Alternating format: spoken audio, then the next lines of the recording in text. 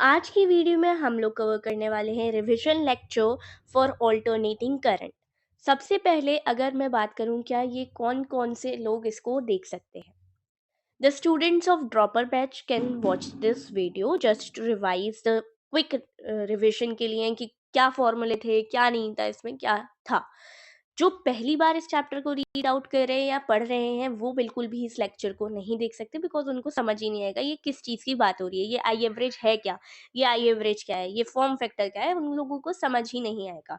That's why ये video उन लोगों के लिए जो ऑलरेडी इसको पढ़ चुके हैं। ठीक है, now just to quickly revise it, आप इसको देख सकते हो। ठीक है, ऑल्टरनेटिंग करंट और एक एक होता है ऑल्टरनेटिंग करंट, एक होता है डीसी करंट, डायरेक्ट करंट।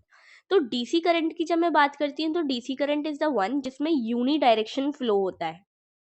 मतलब क्या, जब इस तरीके का ग्राफ आप देख रहे होंगे तो ये आपका डीसी करंट का है, यूनी डायरेक्शन हो, चेंज नहीं कर रहा हो अपनी डायरेक्शन को, पॉजिटिव में ही रह रहा हो या फिर नेगेटिव में ही रह रहा हो। इस केस में ना टी की वैल्यू इनफाइनाइट होती है, ओमेगा की वैल्यू 0 होती है। ठीक है, अगर हम बात कर लेते हैं ऑल्टरनेटिंग करंट की, तो ऑल्टरनेटिंग करंट कुछ इस तरीके का आपको देखने को मिलेगा कि जितना वो प्लस में जा रहा है उतना माइनस में अपने डायरेक्शन को चेंज कर रहा है ऑल्टरनेटिवली। मतलब पहले पूरा इसका फेज, इसका पीरियड कितना है, 2 पाई है साइन के ग्राफ का, तो आधा तो इसमें जा रहा है आधा इसमें जा रहा है। इस तरीके से हम आई एवरेज या फिर आई की वैल्यू देखते हैं। जब फुल साइकिल देखोगे आई एवरेज में जितना प्लस में जाता है उतना ही माइनस में जा रहा है ऑल्टरनेटिंग करंट्स के अंदर, तो आई एवरेज फुल साइकिल में 0 हो जाएगा। आई एवरेज हाफ साइकिल में 2i0/पाई होता है, 2i0/पाई, ये दो 2 and pi is the constant value, तो हम लिख सकते हैं 0.63 आई स्क्वायर एवरेज हाफ साइकिल का I0/I0² 2 होता है। IRMS तो सभी को ही रटना पड़ेगा, ये चीज तो इसका भी डेरिवेशन होता है, बट हम इतना डिटेल लेक्चर नहीं कर रहे हैं कवर।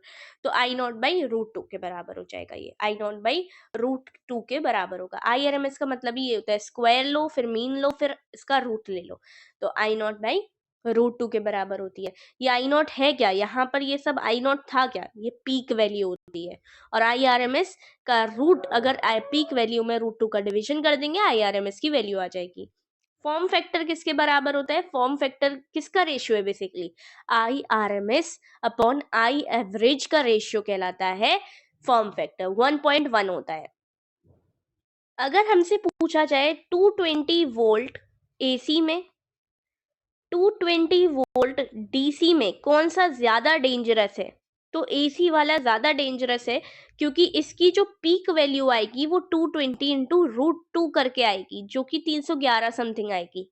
वेयर एज DC की तो 220 ही है, तो ये ज्यादा है ना, तो ये डेंजरस ज्यादा है, AC वाला डेंजरस ज्यादा है। हमेशा याद रखें कि 220 जब भी AC में कोई भी वोल्टेज बता ना रखा हो कि ये पीक है, ये या फिर IRMS दे रखा है, VRMS दे रखा है, जब तक ये खुद से नहीं बताए तब तक हमें मान के चल रहा है कि गिवन डेटा जो हमें दे रखा है वोल्टेज में या करंट के फॉर्म में, वो हमेशा RMS दे रखा होगा इन केस ऑफ AC।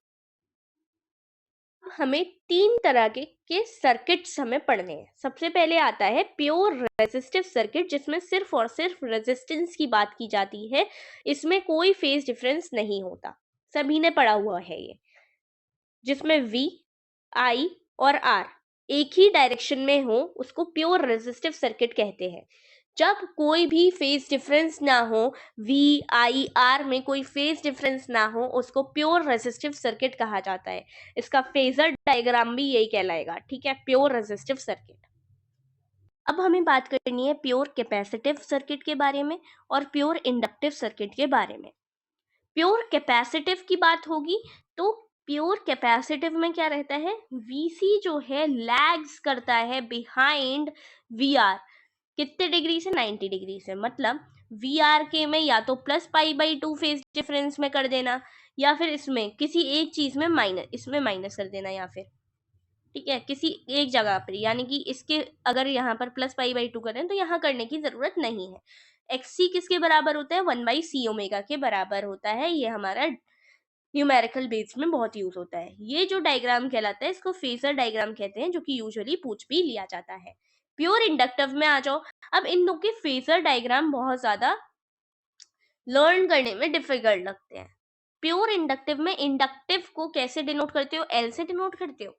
तो ग्राफ भी तो एल ही है इसका, देखो ग्राफ भी तो एल ही है इसका, ग्राफ भी कैसा है इसका, ग्राफ इज लाइक एल, बिल्कुल एल की तरह है। और वी एल ऊपर आएगा, वी आर अपनी पोजीशन कभी नहीं छोड़ता, वी आर हर जगह, देखो रेजिस्टेंस में भी वी आर यहीं रहा था, यहाँ पर भी वी आर यहीं रहेगा, करंट भी यहीं रहेगा। करंट इन दोनों में से किसी में पावर कंजम्पशन नहीं होता है। एक्सएल बराबर एल ओमेगा के होता है। डायरेक्ट डायरेक्ट क्वेश्चंस आते हैं। बस एक डिफरेंस ऑफ ग्राफ हम देख रहे हैं, ओमेगा के पर कौन कौन डिपेंड करता है वो देख लो। एक्सएल ओमेगा पर डिपेंड करता है, एल ओमेगा से डायरेक्टली प्रोपोर्शनल है तो स्ट्रेट लाइन ग्राफ जाएगा। एक्सी की बात करें, ये 1/c ओमेगा है तो इनवर्स रिलेशन है तो ऑब्वियसली रेक्टेंगुलर हाइपरबोला जाएगा। उसके बाद रेजिस्टेंस ओमेगा पर डिपेंड ही नहीं करता, इसलिए ये कांस्टेंट रहेगा, ओमेगा चाहे कितना भी बढ़ता जाए। तो ये ग्राफ इंपॉर्टेंट है। ओके, क्या ये एक आरसी सर्किट है? हाँ, तो आरसी सर्किट है तो ग्राफ कुछ वो फेजर डायग्राम कुछ इस तरीके का बनेगा कि आर इधर जाएगा, वीसी इधर आएगा, एक्सी इधर आएगा। करेक्ट। तो इसका जो 10 फेज डिफरेंस निकालते हैं वो 10 से निकालेंगे, वीसी बाई वी आर से, वीसी बाई वी आर से, या फिर इसी को क्या लिख सकते हैं, XC by R, XC by R. और इसमें कॉन्सेप्ट आता है वी नेट, आप निकाल सकते हो। वी नेट कैसे निकालेंगे, इसका और इसका वी नेट, यहां से वी नेट आ जाएगा under root V R square plus V C square, ऐसे आएगा। और एक नया टर्म यहां पर आएगा इम्पिडेंस जेड।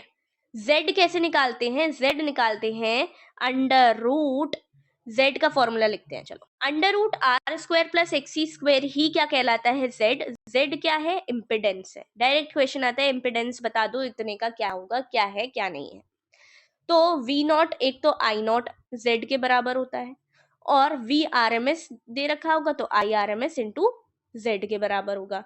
आर नहीं आता यहाँ, आरसी सर्किट है ना, अगर सिर्फ प्योर रेजिस्टिव सर्किट होगा तो यहाँ आर आएगा, वरना तो जेड ही आएगा। सेम एल आर सर्किट के लिए भी वैलिड है, हाँ बिल्कुल। 10 इसका कैसे निकाल लेंगे, उधर था एक्सी बाई आर, यहाँ हो जाएगा XL by R, phase difference निकालने के लिए। क्या आई नॉट बराबर वी नॉट बाई जेड होगा, हाँ यहाँ पर भी सेम केस रहेगा बिल्कुल। अब एलसीआर सर्किट देखते हैं। तो यहाँ पर एलसीआर सर्किट में दो केसेस बनते हैं, एक तो एक्सएल बड़ा, अगर एक्सएल बड़ा है एक्सी से, और एक बनता है एक्सी बड़ा है एक्सएल से। ये दो केसेस बनते हैं। तो पहला हमारा केस है, उसमें हम देख रहे हैं वी नेट कैसे निकाला जा रहा है हमारा। वी आर का तो स्क्वायर लेंगे अंडर रूट, वी एल में से वी सी को माइनस कर लेंगे। इस केस में वी सी को वी एल में से माइनस करेंगे, होल स्क्वायर लगाएंगे, सेम फॉर्मूला इसका भी है। तो हम इसका फेज डिफरेंस कैसे निकालें, 10 हमने तो पढ़ा था एक्सएल अपॉन आर करके निकालते हैं, तो इस केस में एक्सएल बड़ा है तो XL minus XC by R करके हम इसका फेज डिफरेंस निकालेंगे। ठीक है। उसके बाद if we talk about resonance, जब आ जाएगा एलसीआर सर्किट में तब उसको कैसे निकालें। रेजोनेंस अगर एलसीआर, पहले तो कंडीशन क्या है एलसीआर में रेजोनेंस आने की, तो कंडीशन इज दैट जब ओमेगा नॉट 1/√LC वैलिड हो रहा हो। कैसे वैलिड होगा, जब एक्सएल एक्सी के बराबर होगा। ये दो चीजें अगर बराबर बराबर दे रखी हैं एलसीआर सर्किट में, सपोज करो ये भी 10 माइक्रो दे रखा है, ये भी 10 माइक्रो दे रखा है, अपने अपने उसमें हेनरी और यहाँ पर फेरेड, तो ये दोनों इक्वल है, तो ये फॉर्मूला लगाया जा सकता है। इसको बोलते हैं हम resonance angular frequency. This is called as resonance angular frequency. Omega not बराबर 1/√LC। टी कितना हो जाएगा, 2π√LC हो जाएगा, क्योंकि इनवर्स रिलेशन होता है इन दोनों का। ठीक है, फ्रीक्वेंसी भी निकाल सकते हैं यहाँ से। रेजोनेंस के केस में आई मैक्सिमम हो जाता है, इम्पिडेंस मिनिमम हो जाता है, किसी एक को मैक्सिमम होना पड़ेगा, तो आई मैक्सिमम होता है क्योंकि इनवर्स रिलेशन है दोनों में, तो जेड मिनिमम होता है। जेड मिनिमम मतलब कितना हो जाएगा, जेड बराबर आर के हो जाएगा एलसीआर सर्किट में। पहले तो ऐड होकर के आ जाता था, बड़ा हो जाता था जेड की वैल्यू, बट अब एफ बराबर एफ नॉट के केस में फ्रीक्वेंसी जब रेजोनेंस में आएगी, यहाँ पर देखो मैक्सिमम करंट मिल रहा है लेकिन मिनिमम इम्पिडेंस मिल रहा है। अब हम पढ़ेंगे क्वालिटी फैक्टर। क्वालिटी फैक्टर को ही शार्पनेस कहते हैं। पहली बात, हमें इसके लिए बैंडविड्थ पता होनी चाहिए। बैंडविड्थ क्या होता है? बैंडविड्थ इस तरीके के डायग्राम में, इस तरीके के ग्राफ में जब ये जो वैल्यू होती है, इसी को बैंडविड्थ बोला जाता है। पहली बात, शार्पनेस ही क्वालिटी फैक्टर कहलाता है। ये शार्पनेस कहलाती है। जितना ज्यादा शार्प ये ग्राफ आएगा उतना अच्छा बैंडविड्थ क्वालिटी फैक्टर होगा उसका। बैंडविड्थ का फॉर्मूला 2 डेल्टा ओमेगा होता है। क्वालिटी फैक्टर का जो फॉर्मूला है वो है, ये फॉर्मूला है क्वालिटी फैक्टर का। ये जो ओमेगा नॉट दे रखा है ये गिवन होता है, डिवाइडेड बाई 2 डेल्टा ओमेगा, ये क्या है? बैंडविड्थ है। एक्सपेरिमेंटली देखा गया कि ये वैल्यू बराबर आती है omega not L by R. और इसी को ही अगर हम तीनों एलसीआर के केस में तीनों वैल्यूज दे रखी हैं और क्वालिटी फैक्टर पूछा जा रहा है तो 1/r under root L by C. यहां से एक चीज दिखाई दे रही है कि 2 delta omega R by L के बराबर है, आर बाई एल के बराबर है। पावर फैक्टर क्या होता है? पावर फैक्टर कॉस फाई किसके बराबर हो जाए? आर बाई जेड के बराबर हो जाए। आर बाई जेड से हम कॉस फाई निकालेंगे, इसी को बोलते हैं पावर फैक्टर। प्योर रेजिस्टिव का पावर फैक्टर 1 रहेगा, प्योर कैपेसिटिव का 0 रहेगा और प्योर इंडक्टिव का भी 0 रहेगा और एलसीआर के केस में 1 रहेगा। एलसीआर के केस में रेजोनेंस में पावर फैक्टर 1 रहेगा क्योंकि आर का 1 होता है। कॉज के अकॉर्डिंग हमने ये वैल्यूज बता रखी है। उसके बाद पावर एक्चुअल में किसके बराबर होता है? ट्रू पावर होता है V R M S into I R M S. R M S याद रहे क्या था? आई नॉट बाई रूट 2 था, इंटू कॉस फाई। ये है पावर फैक्टर 0 होगा किस केस में? अगर पावर फैक्टर 0 है तो कोई पावर कंजम्पशन नहीं है, इसका मतलब। ठीक है। एसी करंट की कुछ एडवांटेजेस देखेंगे, क्यों हम एसी करंट को आखिर यूज करते हैं डीसी करंट को छोड़ के। तो AC voltage can be step up और स्टेप डाउन। इसका एक हम एडवांटेज जो है ये वाला step up step down transformer में पढ़ेंगे, जो कि म्यूचुअल इंडक्शन पर बेस्ड है। उसके बाद सेकंड पॉइंट ये है, जब बहुत ज्यादा वोल्टेज होता है, लो करंट पर एसी फ्लो करता है, लो करंट पर एसी फ्लो करेगा क्योंकि एक जगह से दूसरी जगह पहुंचाना है करंट। तो इस टाइम पीरियड में तो कम करंट यूज अप होना चाहिए, तो लो करंट होता है, हाई वोल्टेज पर ट्रांसमिट हो सकता है एक जगह से दूसरी जगह। AC can be measured by hot wire voltmeter and hot wire ammeter. अब इसका जो एक एडवांटेज है स्टेप अप स्टेप डाउन का ट्रांसफार्मर में लगता है, जिससे रिलेटेड डायरेक्ट क्वेश्चन यही आता है, किस पर बेस्ड है? ये म्यूचुअल इंडक्शन पर बेस्ड है, म्यूचुअल इंडक्शन पर बेस्ड है। फैराडे लॉ के अकॉर्डिंग जो ई के V secondary upon V primary बराबर होता है N secondary upon N primary बराबर होता है आई प्राइमरी। इनवर्स रिलेशन होता है आई और वी का इस केस में, और आई प्राइमरी अपॉन आई सेकेंडरी।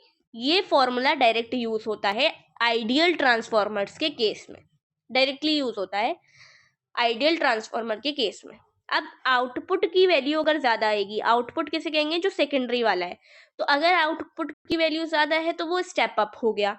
अगर वी प्राइमरी की वैल्यू ज्यादा है, इनपुट की वैल्यू ज्यादा है, तो फिर वो क्या हो गया? स्टेप डाउन हो गया, क्योंकि आउटपुट कम मिलने वाला है हमें। ठीक है, यही केस है आइडियल ट्रांसफॉर्मर का। क्या पावर ट्रांसफॉर्मर में पावर कितने के बराबर? ई एस, यानी कि इसी को हम वीपी वी एस